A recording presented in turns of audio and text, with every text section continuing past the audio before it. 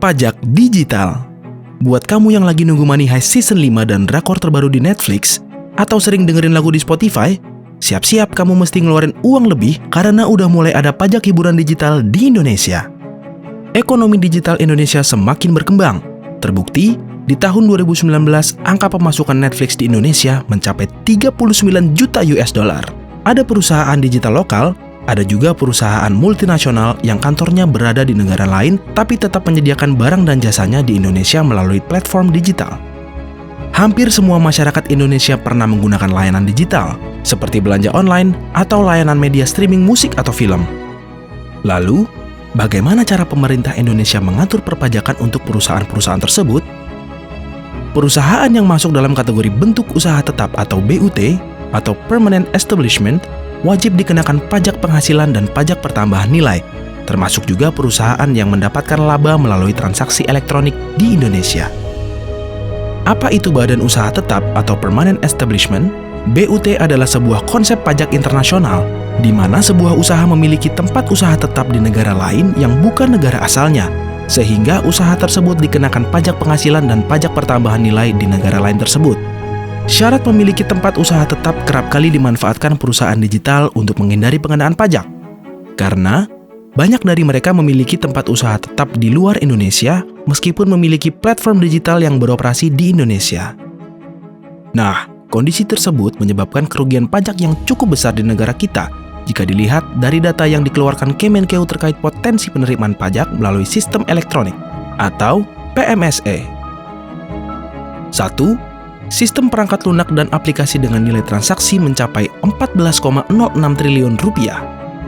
2. Game, video, dan musik mencapai 880 miliar rupiah. 3. Penjualan film sebesar 7,65 triliun rupiah.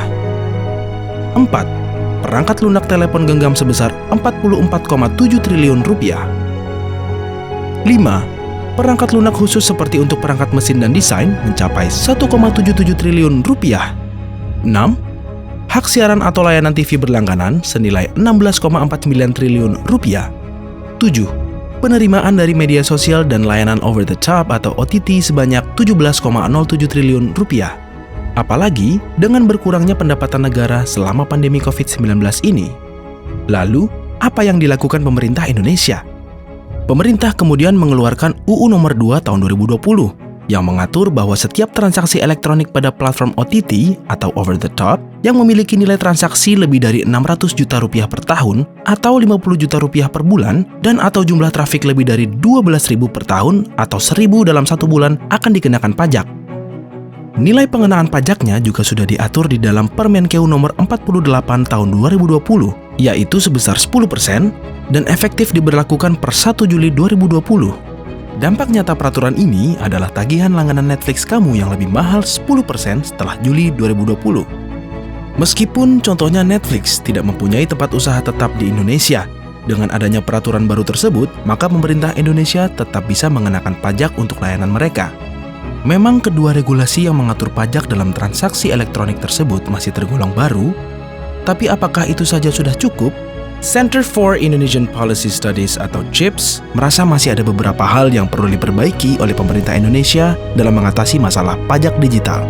1. Terkait kewajiban pajak penghasilan bagi BUT, tantangannya ada pada menentukan proporsi laba bisnis di Indonesia, serta bagaimana membagi hak pengenaan pajak terhadap laba tersebut dengan pihak berwenang di luar negeri di mana perusahaan tersebut berasal. 2.